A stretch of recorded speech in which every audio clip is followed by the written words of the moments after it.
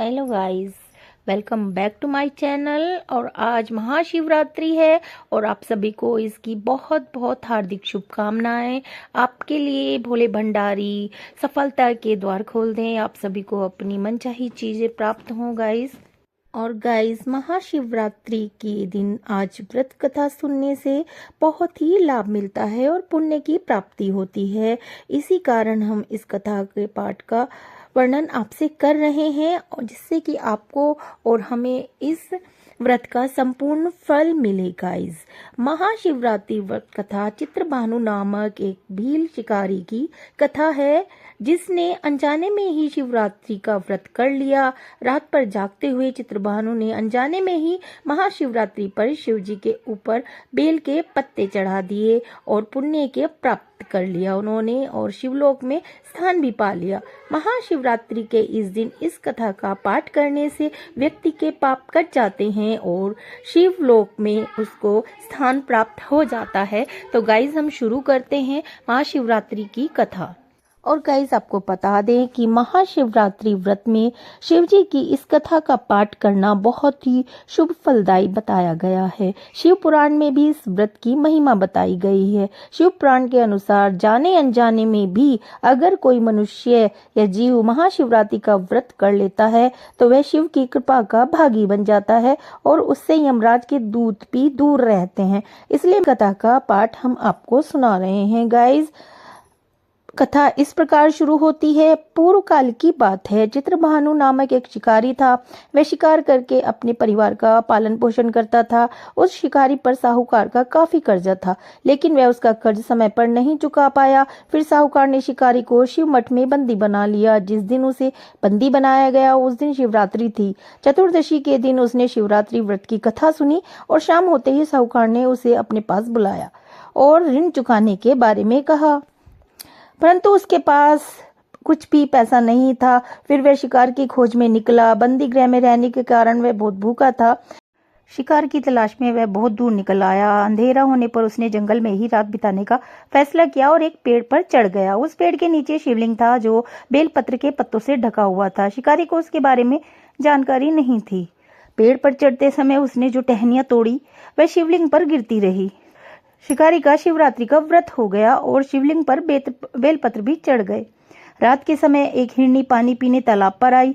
शिकारी जैसे ही उसका शिकार करने जा रहा था, हिरनी बोली, मैं गर्भवती हूँ और शीघ्र ही प्रसव करूंगी। तुम एक साथ 2 जीवों की हत्या करोगे। मैं बच्चे को जन्म देकर तुरंत तुम्हारे सामने आ जाऊंगी, तब मुझे मार देना। शिकारी ने हिरनी को जाने दिया। इस दौरान अनजाने में कुछ बेलपत्र शिवलिंग पर गिर गए।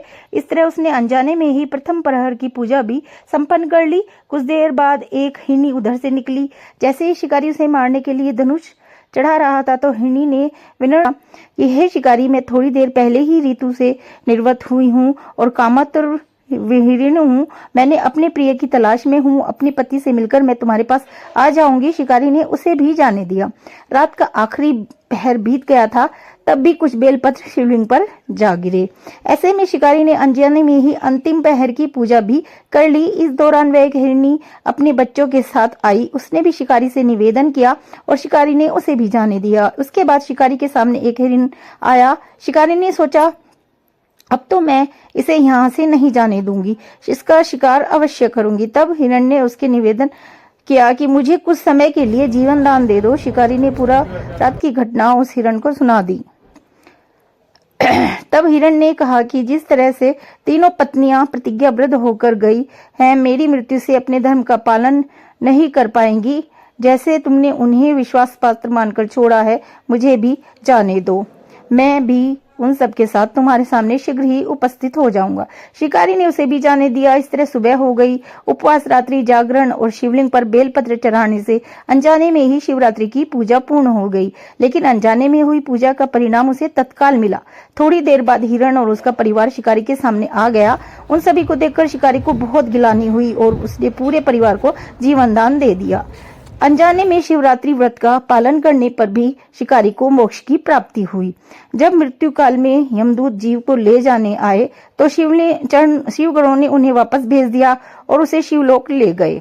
शिव जी की कृपा से चित्रभानु अपने पिछले जन्म को याद रख पाए और ये जो कथा हमने आपसे शेयर की है गाइस, ये आयुष त्यागी के लेख से हमने ली है।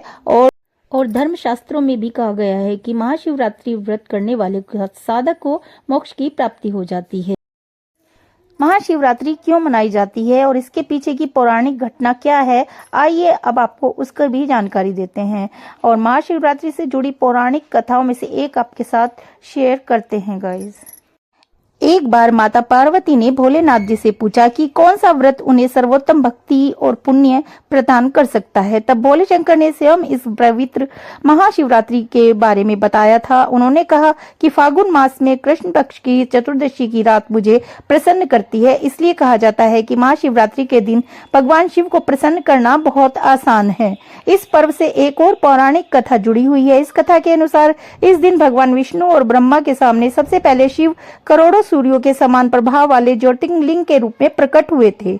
ईशान संहिता के अनुसार एक बार ब्रह्मा और विष्णु के बीच अपनी महानता और श्रेष्ठता सिद्ध करने पर बहस हो गई। तब भगवान शिव को हस्तक्षेप करना पड़ा और वे अग्नि के स्तंभ के रूप में प्रकट हुए। इस स्तंभ का आदि या अंत कोई नहीं था और तब विष्णु और ब्रह्मा ने इस स्तंभ के किनारे और छोर को जानने का फैसला किया। यह जानने के लिए विष्णु पाताल लोक गए और ब्रह्मा अपने हंस वाहन पर बैठ गए और ऊपर की ओर ऊंचाई नापने चल दिए। लेकिन दोनों ही इसकी शुरुआत और अंत तक नहीं जान सके और लौट आए, परंतु जब तक उनका क्रोध शांत हो चुका था और उन दोनों के बड़प्पन का अहंकार चूर चूर हो चुका था, तब शिव प्रकट हुए और सभी चीजों का बहाल किया।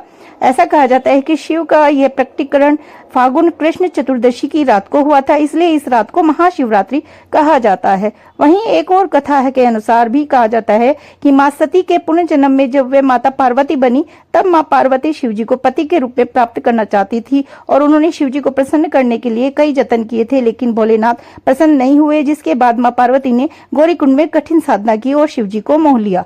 जिसके बाद इस दिन शिवजी और मां पार्वती का विवाह हुआ और शिव ने गृहस्थ जीवन में वैराग्य के साथ प्रवेश किया और तभी से महाशिवरात्रि के दिन शिव और शक्ति के मिलन के उत्सव के रूप में भक्त उपवास और पूजा के इस त्योहार को मनाते हैं और शिव शक्ति का आशीर्वाद लेते हैं गाइस। और इसी से जुड़ी तीसरी कथा भी है। महाशिवरात्रि की एक और पौराणिक कथा के अनुसार समुद्र मंथन के दौरान अमृत और विष दोनों का कलश निकला था। विष का पात्र देखकर देवता और राक्षस दोनों डर गए, क्योंकि वह विष पूरी दुनिया को तबाह कर सकता था। दुनिया को बचाने के लिए देवताओं ने भगवान शिव से मदद मांगी और शिवजी ने सृष्टि को बचाने के लिए पूरा विष पी लिया, लेकिन उन्हें विष को निगला नहीं, विष को गले में ही रोक लिया, जिससे उन्हें गले का रंग नीला हो गया और शिवजी नीलकंठ कहलाए। ऐसा माना जाता है क्योंकि भगवान शिव ने दुनिया की रक्षा की थी, इसलिए आज भी धरतीवासी महाशिवरात्रि का पर्व मनाकर शिवजी के प्रति अपना आभार प्रकट करते हैं। भगवान शिव को महाशिवरात्रि अति प्रिय है और शास्त्रों में बताया गया है कि महाशिवरात्रि के दिन पूरी रात जागने से भाग्य भी जागता है और हमेशा उन्नति की प्राप्ति होती है, क्योंकि भगवान शिव मनुष्य के सभी कष्टों को और पापों को नष्ट करने वाले हैं। भगवान शिव ही सांसारिक कष्टों से मुक्ति दिला सकते हैं और इसी कारण महाशिवरात्रि पर भगवान शिव की पूजा करने से जाने अनजाने में किए गए पापों की क्षमा और आने वाले महीने में भगवान शिव की कृपा। और गाइज, आज महाशिवरात्रि पर हमने ये 4 कथाएं आपसे, जो कि पौराणिक ग्रंथों में भी उपस्थित हैं, हमने आपसे शेयर की हैं। तो आप सभी को एक बार फिर से महाशिवरात्रि की बहुत बहुत शुभकामनाएं। शिव जी का हाथ आपके सिर पर हमेशा बना रहे। और इसी के साथ इस वीडियो को यहीं एंड करती हूँ मैं। धन्यवाद।